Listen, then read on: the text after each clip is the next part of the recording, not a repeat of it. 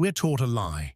That motivation is something you have, something you feel, something you wait for. But motivation isn't a feeling.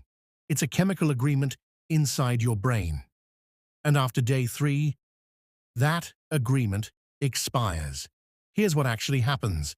On day 1, your brain is excited. New goal, new identity, new story. Dopamine spikes, not because of effort, but because of novelty. Day 2, still riding the echo. But day 3, the novelty dies. The chemicals drop. And your brain asks one brutal question. Why are we still doing this? And this is where most people quit. Not because it's hard, but because the reward system shut off. And the worst part, your brain makes quitting feel logical. But what if day 3 isn't the problem? What if day 3 is the test? Your brain doesn't care about your goals. It cares about survival, comfort, efficiency. Growth threatens all 3. So when discomfort shows up, your brain whispers, rest. Tomorrow. One more scroll, not because it hates you, but because it's trying to protect you. Think of motivation like a rocket launch. The first few seconds are explosive. Fuel is burning. Energy is high. But once you leave the launch pad, motivation is useless. Now you need trajectory. Most people mistake the silence after day 3 as a sign to stop. But in reality, that silence is where real change begins. And there's one mistake almost everyone makes here. Day 3 introduces something called limbic friction, that heavy feeling before you start, that inner resistance that feels emotional, not logical. Your brain isn't fighting the task. It's fighting the transition into the task, like a cold engine in winter. The mistake, trying to feel motivated again. That's like yelling at the engine instead of warming it up. High performers do something different.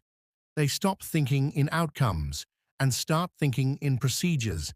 Not, I'll work out for 45 minutes, but shoes on, door open, one step outside, tiny steps, low emotion, zero negotiation. Because the brain doesn't resist action, it resists uncertainty. And once action begins, something powerful happens, but only if you know how to use it. Here's the uncomfortable truth. Motivation doesn't disappear after day 3. It changes form. It turns into resistance, and resistance is not a warning sign. It's a signal that your nervous system is rewiring. Most people run from this feeling. The elite do the opposite. They reward the resistance itself, not the result, not the win, but the act of showing up despite the friction. That's how habits become automatic. That's how discipline replaces motivation. Every time you act when it feels hard, your brain learns, this is who we are now. An identity always outlives motivation. But there's one final shift you must make, or day 4 will kill your progress again. Stop asking, how do I feel? Start asking, what is the next mechanical step? No emotion, no inspiration, just movement. Count down if you have to. 3, 2, 1, move. Action shuts the mind up. Hesitation feeds it. And here's the secret. Most self-improvement videos won't tell you. You don't build motivation first. You build evidence.